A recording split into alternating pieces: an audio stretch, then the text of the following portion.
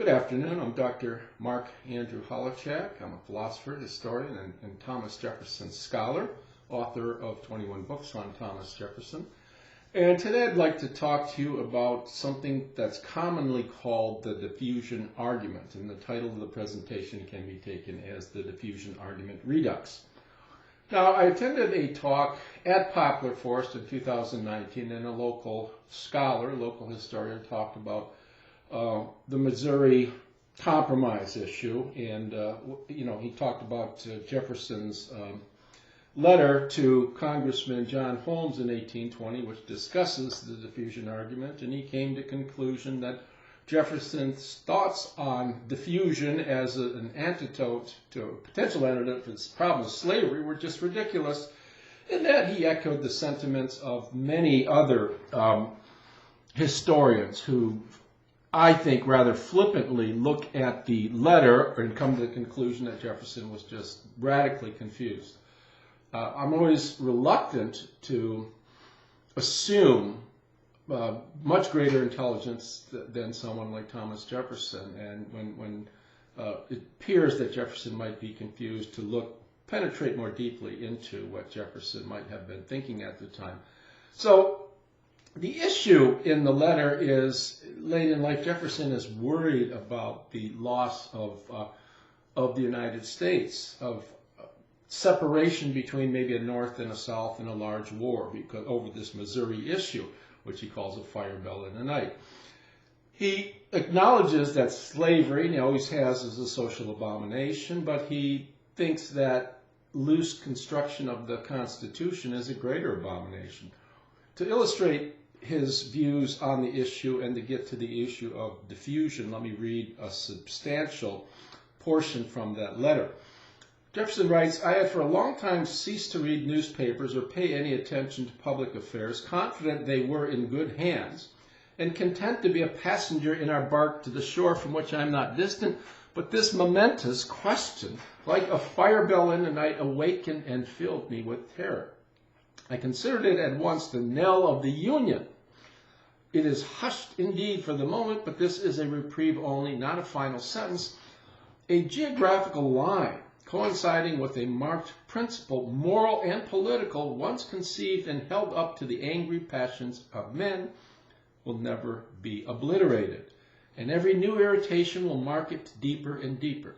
I can say with conscious truth that there is not a man on earth who would sacrifice more than I would to relieve us from this heavy reproach in any practicable way." The reproach, of course, is slavery.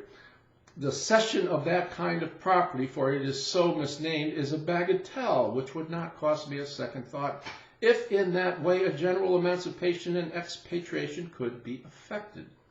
And gradually, with due sacrifices, I think that it might be.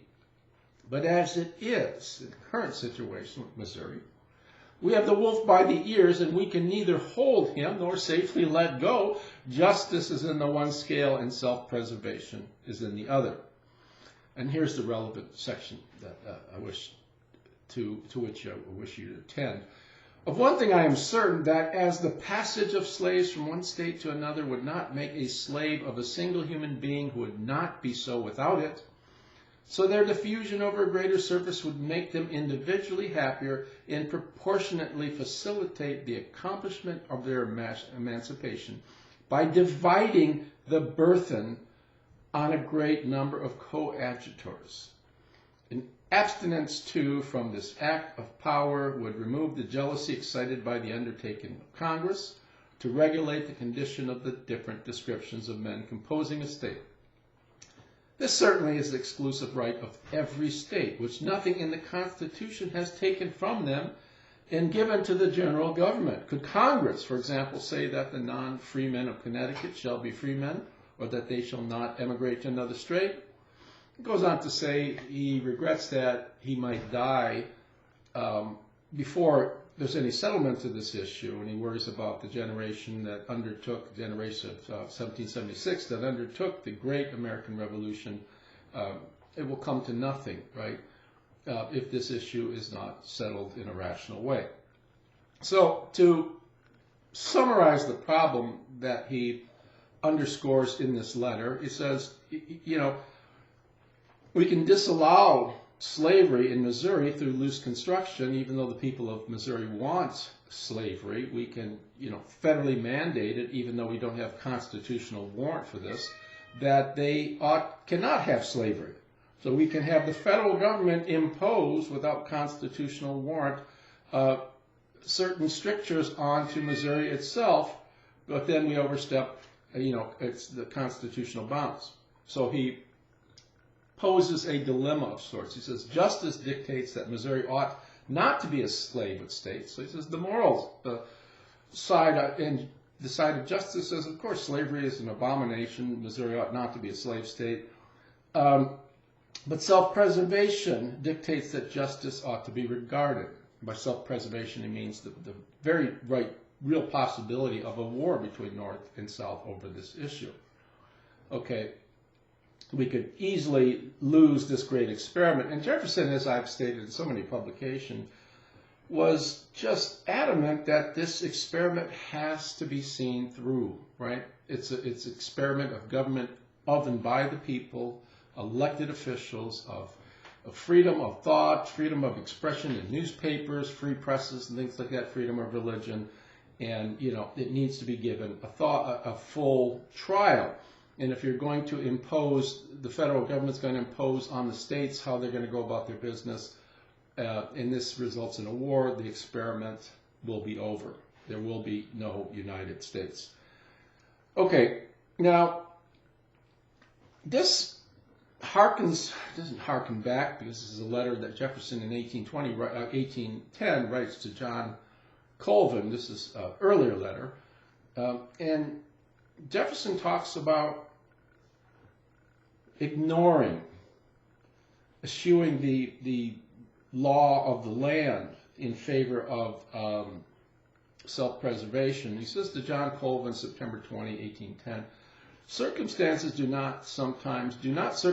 sometimes require a prudent officer of a nation to go beyond the written laws and act rather as circumstances dictate?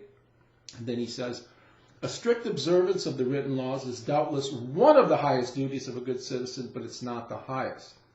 The laws of necessity, of self-preservation, of saving our country when in danger are of higher obligation. To lose our country by a scrupulous adherence to written law would be to lose the law itself with life, liberty, property, following John Locke here, of course, and all those who are enjoying them with us, thus absurdly sacrificing the end to the means. So sometimes what Jefferson is trying to say, doing the right thing cannot be done, or doing the right thing is not the right thing to do if in doing it you lose the nation, because the nation itself, he thinks, is an experiment which allows you free expression of your ideals and ideas and freedom to act and live as you wish to live. If we lose the nation on an issue which is a vital issue, slavery, then, the gradual, what he thinks is the eventual eradication of the institution is certainly not going to happen either. Right? He thinks that's going to happen over time, but if we lose the nation in the process, then the experiment of free people, the experiment of liberty is over. Now, here we bring back the diffusion argument. So Jefferson brings this in as a way of conceding that that there may be a way of allowing Missouri to be a slave state. Again, he's anti-slavery, but he's conceding that the law of the land allows Missouri to dictate what it wishes to do with respect vis-a-vis the slavery issue. So, in effect, he's saying if we allow all slaves, if we don't have any more slaves, we're not making more slaves of any other people, and merely allow certain slaves from other states to enter into Missouri, thereby, because it's a slave state, we're not making a slave of any other person. As in Jefferson's words, their diffusion over a greater surface would make them individually happier and proportionally facilitate the accomplishment of their emancipation by dividing the burthen, in other words, the burden, on a greater number of coadjutors. Now, it's an analogical argument. And, and it can best, I think, be apprehended by another analogy. It's generally taken to be this. Why people think it's a silly argument, because they anticipate Jefferson, or they flesh out the argument as something like this: if we spread out the number of slaves over larger territory, we've done nothing to make a person who's a slave not a slave. There's still the same number of slaves, so the argument will do nothing to end slavery. Well, now that is a non sequitur, it seems to me. Just by spreading out, it doesn't prove that you're not going to do anything to end slavery. And I say that because I think Jefferson's argument is otherwise. He thinks this: with greater diffusion of the practice of slavery, the practice of slavery is less visible. With less visibility, the motivation to keep the practice of slavery alive is much diminished. So if we diminish the motivation to keep alive the practice, we speed up its demise, right? The idea is that there is less visibility of the institution. For example, if all the slaves in one state are in the hands of many estates, and so-and-so owns 200 slaves, another owns 150 slaves, another owns 95, we can see its effects. We can see the illness of the institution, the viciousness of the institution much more clearly. Now imagine if certain people, many people own slaves, and it might be a matter of one person having 5, another having 2, another having 1, and so forth. Then the practice itself is less noticeable. I think he thinks the effects would be less egregious, right? So so that's the issue here. If with less visibility, then people are not going to be so overwhelmingly eager to be slave owners. It's not very visible. Okay, so that's what I think is the way to take the argument. I want to end by noting that there's also a fiscal component. If one person owning an estate owns 200 slaves, and you demand, as was done at the end of the Civil War, that that person must give up his slaves, you're asking that that person give up numerous thousands of dollars, and people had much money invested in their slaves, and you're breaking the person. You're breaking the person's estate. So you're taking someone who's a wealthy person and making him.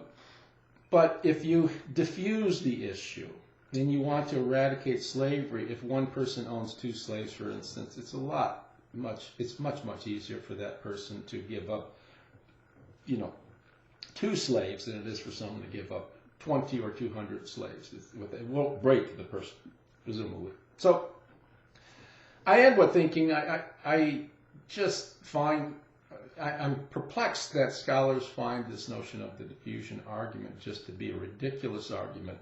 Again, they take Jefferson to be thinking that, thinking so uncogently that, okay, since diffusion does not take a person who's a slave and free him, so the number of slaves is the same through diffusion, then it does nothing to diminish the likelihood of slavery being eradicated. I think it's sort of like dropping ink in water. If I drop an ounce of ink into an ounce of water, a black ink, the water certainly blackens. It's very visible. If I drop an ounce into a gallon, the blackness is less visible. I drop it into a large swimming pool, the blackness is not noticeable at all. I think that's the way to take the argument. I think we need to understand Jefferson just wasn't that sloppy a thinker. In just less visibility entails that that there's a greater chance that the institution, that people will willfully wish for the institution to be eradicated. So I hope you enjoyed the video, and you could follow the argument that I'm proposing here. And when you come across the letter, I invite you not to take it as such an uncogent and such a simplistically a bit of specious reasoning. Thank you for your time, and we'll see you again. We'll do it again sometime.